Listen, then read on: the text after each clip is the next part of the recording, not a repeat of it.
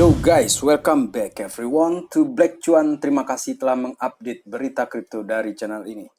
Teman-teman, seperti biasa kita mengupdate berita, kemudian seperti apa kita melihat market ini di momen-momen 2025 yang dikatakan second phase of bull market itu ya teman-teman. Tapi kita kok dikasih merah. Oke, kita akan bicara juga nanti seperti apa altcoins ya. Gimana nasibnya altcoins. Yang pertama dulu kita di sini teman-teman, kita ingin bicara dulu mengenai perubahan harga yang terjadi di Bitcoin-nya. Selama 24 jam terakhir ini dikocok luar biasa ya. Harganya itu langsung turun sampai 95 dan ketika merecord video kali ini dia sudah naik lagi.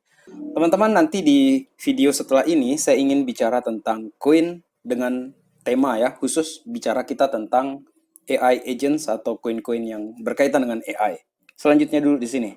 Ini ada Ethereum. Ethereum juga waduh turun nih 3.372, merah dia di sini teman-teman. Si Bitcoin-nya 24 jam terakhir ini kita digas turun nih sampai ke 5,7%, bahkan lebih ini tadi nih. Kemudian XRP 2,3 masih bertahan si XRP-nya. Yang lain-lain ini juga ikutan tumbang. Jadi si Bitcoin ini turun, dia ngajak temannya kalau naik. Ya ada sih ajak teman, tapi sedikit teman pilih kasih dia sekarang ini. Kemudian kalau pas turun itu nih, merah semua, kita digas ini teman-teman ya. 12%, pokoknya di atas 10% digas. Padahal dia turunnya nggak sampai 10% ini kalau kita lihat tadi ya. Dan teman-teman, kita kalau lihat ke crypto market cap Fear and Greed Index-nya di sini, kita masuk ke zona yang kuning lagi di sini, 54. Jadi buat teman-teman ya, salah satu indikator kalau mau jual alts itu yang bagus itu adalah di zona-zona extreme greed di sini. 1%, 2%, atau bahkan 10% setiap minggunya menjual di sini. Karena ini juga range-nya ini bisa sebulan bahkan sampai ke 3 bulan ya, terutama di bull market seperti itu. Dan area di bawah ini dipakai untuk melakukan pembelian. Oke, teman-teman, cukup aneh juga kalau kita berpikir ya pada short term seperti itu, cukup aneh juga kita melihat ya pergerakan harga Bitcoin dengan berita yang bagus ya, tetapi dia malah digas turun. Yang pertama di sini saya mau kasih tweets dari Kapten Saham. Dia katakan bahwa dalam beberapa minggu dia agak diam ya, karena ada tweetnya Chang Peng Zhao yang mengatakan bahwa bisa jadi Bitcoinnya ke 85 seperti itu teman-teman. Jadi kita langsung lihat, wais ternyata benar nih. Chang Peng Zhao pernah tweet ini berkaitan dengan 85K. Apakah itu kemungkinan besar bisa terjadi? Let's see guys, mari kita lihat ya nanti. Artinya kita siap-siap aja lah dengan segala kemungkinan. Kalau misalnya itu terjadi, kita udah ada persiapan. Tetapi kalau misalnya tidak terjadi, maka ya kita terima itu sebagai bonus-bonus yang luar biasa bagus teman-teman. Lalu ini dari Cryptondo juga menarik ya teman-teman ya. Terkadang CZ ini juga sih gitu kan. Dia pernah nge-tweet juga nih 23 jam yang lalu, 100K ini membosankan. Saya awalnya menganggap ini membosankan karena 100K terus mainnya gitu, 101, 102 gitu kan. Saya pikirnya ke 110, 120 gitu kan. Ternyata digas turun ya. Malah kita ingat jadinya, kemarin-kemarin bilangnya ke 85K. Oke, teman-teman, makanya saya katakan itu agak aneh, ya agak aneh dengan short terms ya, dengan sudut pandang yang short term seperti itu. Karena kurang dari 12 hari kita akan ada presiden pertama di Amerika Serikat yang pro dengan kripto, pro dengan Bitcoin. Apakah ini penjualan dulu sampai ke momen inaugurasinya? Baru setelah inaugurasi dia akan terjadi kenaikan? Menurut kalian? Coba kalian tulis pendapat kalian di kolom komentar, sahabat Black Cuan. Karena kalau kita lihat juga sekarang ini kan, waduh, pasang short ini teman-teman ya. Ini saya kutip dari Dewangga. Dia coba screenshot untuk kita.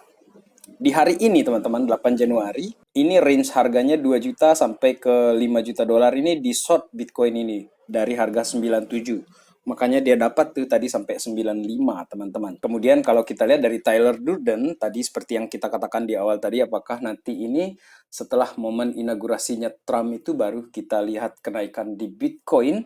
Karena kalau dia menyatakan bahwa the golden bull itu maksimum akan terjadi pasca pasca pelantikan Donald Trump.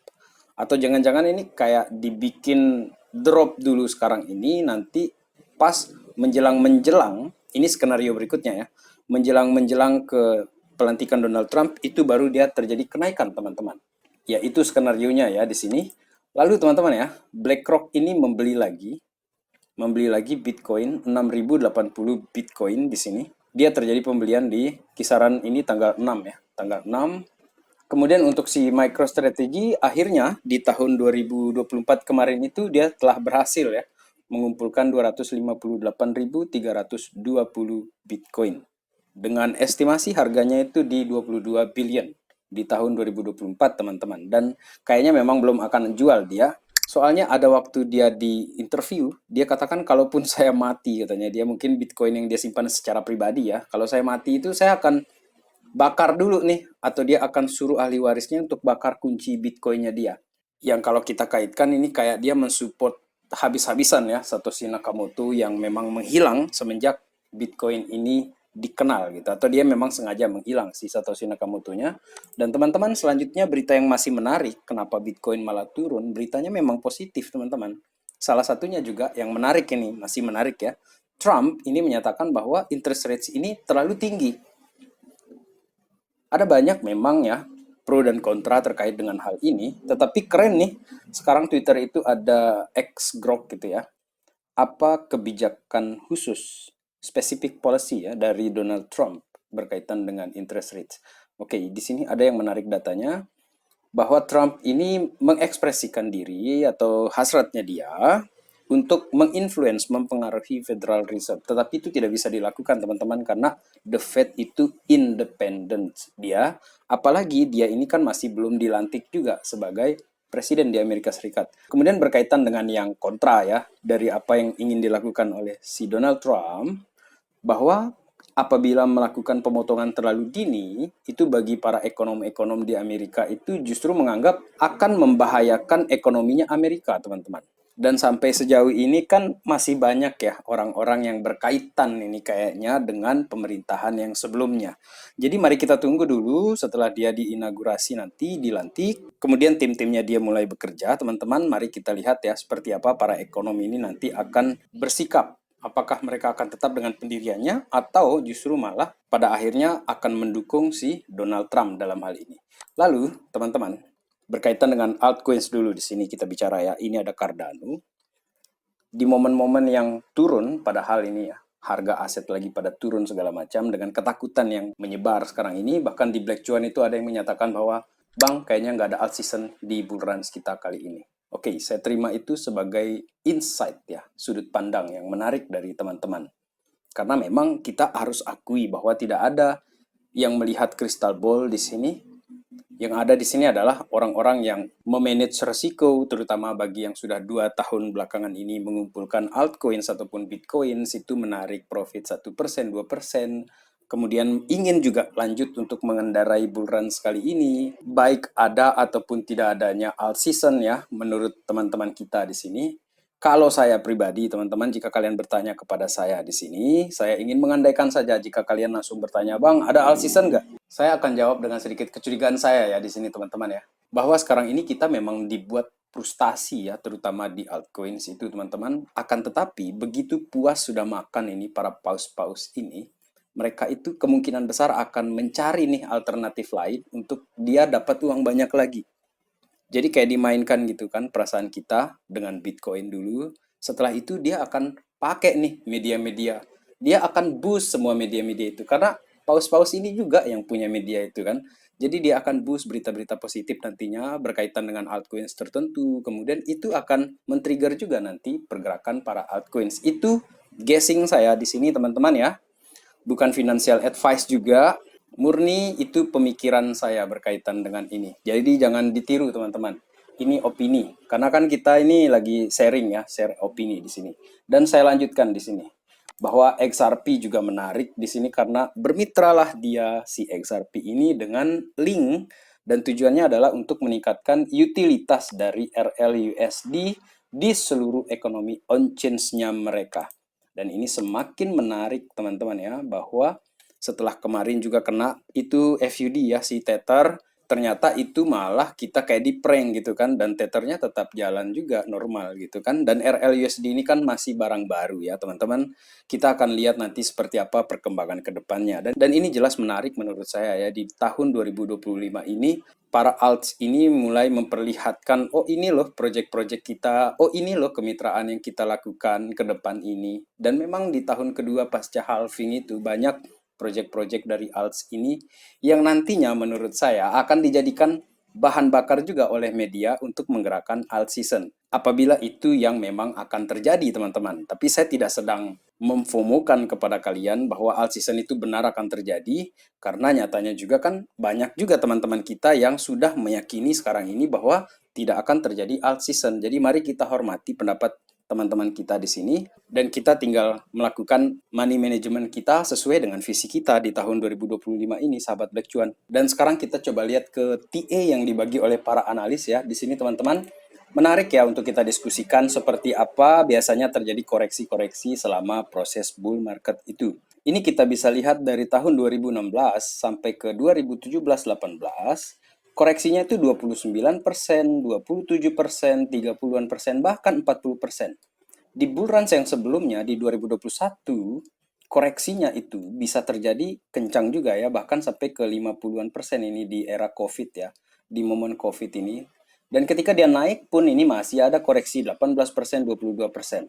Dan sekarang ini kita dari bottom aja, kita kalau kita hitung ini dari area 16-an ribu, itu sudah terjadi koreksi beberapa kali, 23%, 20%, bahkan yang terakhir kali kita lihat itu di tahun 2024 kemarin, itu koreksinya sampai 23%. Akan tetapi ini kayak dia bikin area akumulasi yang cukup panjang ya di sini teman-teman.